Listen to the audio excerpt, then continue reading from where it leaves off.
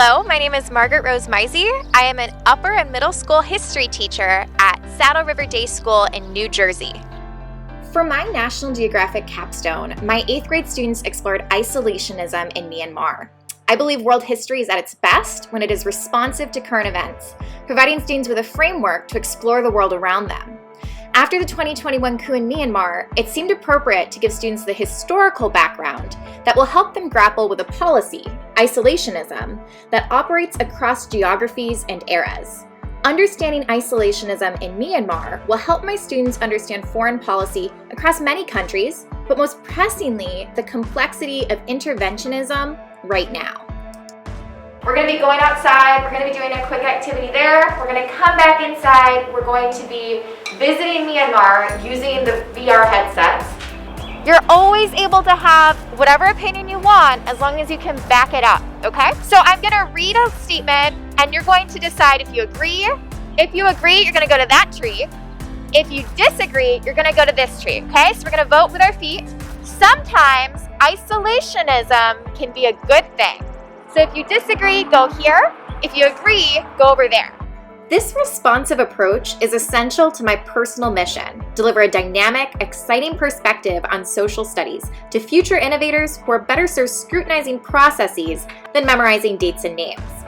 Many of my students are visual learners, so in order for me to respond to their needs, I try to find ways for them to explore other places that transcend reading a textbook. Unfortunately, often videos are a passive tool.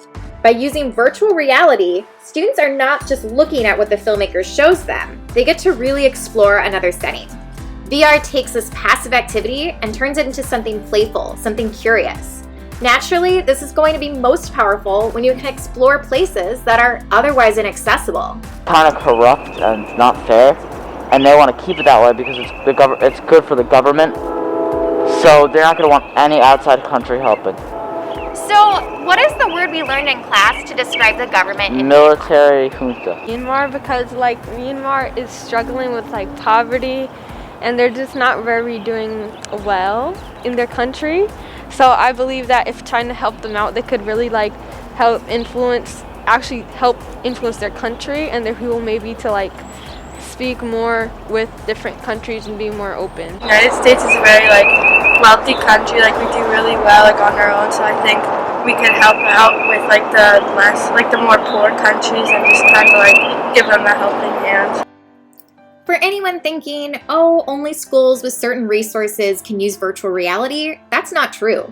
The most important part of this is independent exploration, not having the image right in front of your eyeballs. Students at home can explore the VR video using YouTube, and there are also affordable alternatives like Google Cardboard that can turn a smartphone into virtual reality as well.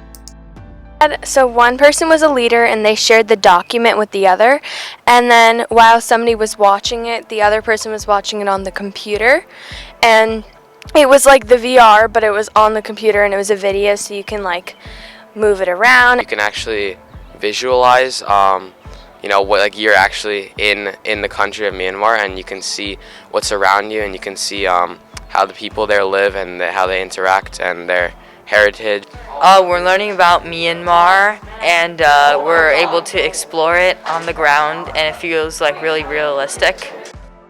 This lesson emphasizes many aspects of National Geographic's teaching about the world model.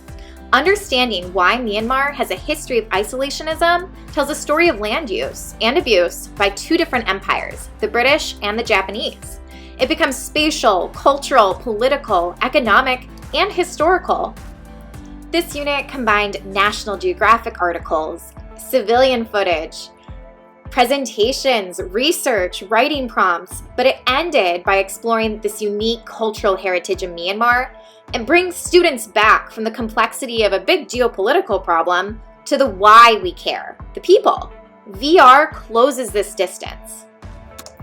Geography enriches everything I do in the history classroom. By taking a processes-based, human-driven approach, we prioritize the critical thinking and information literacy students will need the rest of their lives whenever they work with someone different from them. Whether they're opening a new office in Shanghai, work with a colleague that practices a different religion, or simply scrolling through Instagram hearing news, World history gives them a framework to independently engage with this idea of otherness. I want to bring liveliness to my classrooms because middle schoolers are full of life, and so too is world history. History does not happen in a vacuum, it is dynamic.